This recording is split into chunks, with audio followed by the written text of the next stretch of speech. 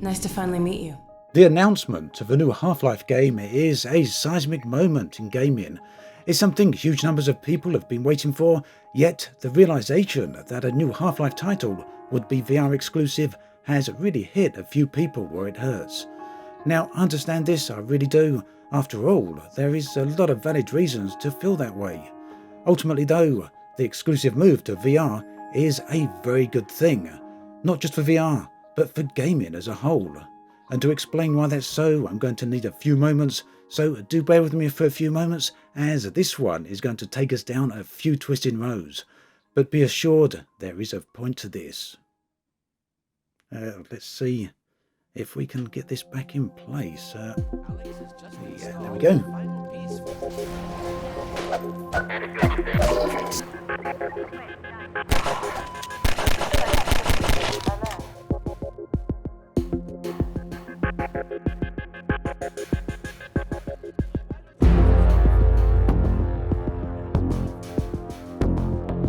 To start with then, we need to take a step back in time to the hazy days of 1998, when the original Half-Life had just been released, and take a moment here to consider that in 1998 I was 22 years old.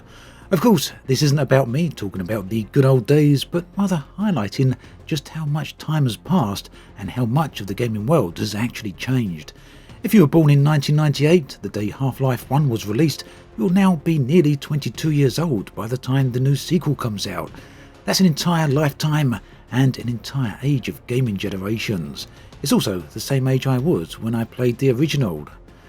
Now, it is really important to understand this huge time span because it does explain the huge impact that Half-Life has had on the gaming world as a whole. In 1998, 3D gaming was still in its infancy. Doom and Quake, of course, had already done the rounds and proven what shooters could be capable of, but narrative, now that was something that no one had cracked. In came Half-Life then and changed all of this. For many players, it was a revelation. For the games industry, it turned out to be enlightenment. Half-Life's effect on gaming cannot be overstated. Ever since 1998, nearly every narrative-driven FPS game has followed the same template that Half-Life set. The fact that games could be cinematic and set players as the protagonist in their very own movie, now that was something new. And that's how gaming remained for the next 6 years. It took evolutionary steps forward, improving as the technology improved. Baby steps became more confident, childlike steps as the industry learnt how to develop stories in the gaming medium. But there was no real fundamental shift, at least not until 2004 and the release of Half-Life 2.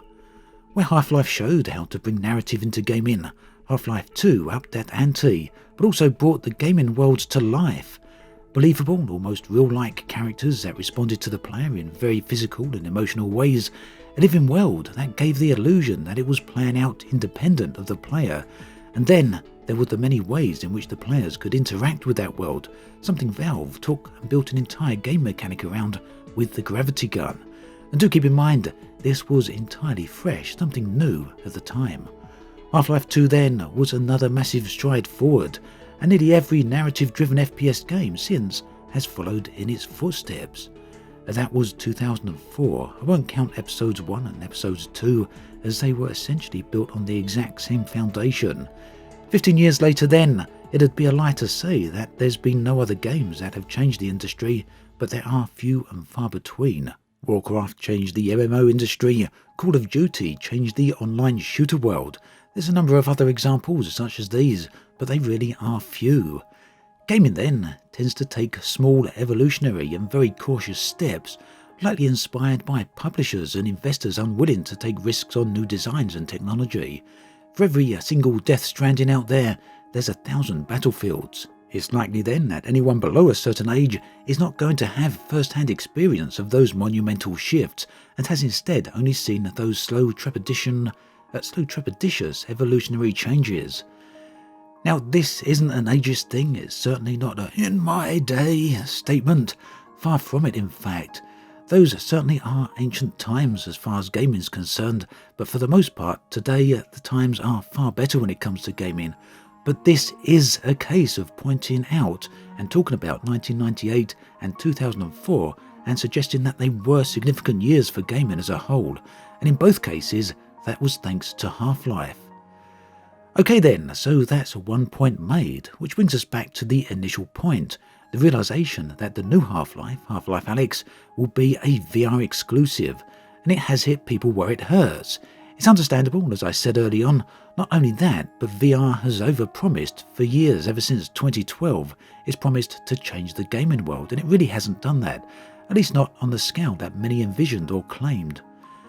Now, I'm not for a moment saying that Valve and Half-Life Alyx are going to revolutionise VR, but Valve do not need to worry about investors or publishers. They don't need to worry about risk-taking. In fact, the opposite is true for them. Half-Life has changed the gaming world twice. How do you follow up that act? Simply, you can't just release any old game and call it Half-Life 3 or a Half-Life sequel. You have to wait for the technology and perhaps even help develop the technology that will allow you to take the necessary steps to offer something completely fresh.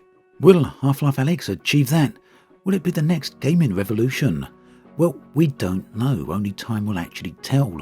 But one thing is for sure, if Half-Life Alyx was going to be a regular shooter following in the footsteps of Half-Life 2, there is no way it could possibly offer anything new. And that is why Half-Life Alyx being a VR exclusive is a good thing.